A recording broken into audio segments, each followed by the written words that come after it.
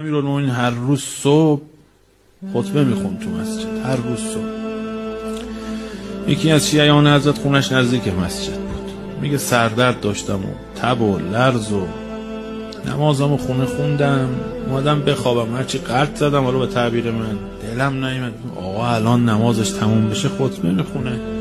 منم تب و لرز و ضعف همون گاری که منو کند، دلم نیامد، گفتم برم مسجد. آمدم مسجد، ته جلسه نشستم، حضرت خطبه خون. ما نمیدونیم او چه حالی شده، ندید بدیدیم. خطبه که تمام شد حضرت با دست اشاره کرد بیا جلو.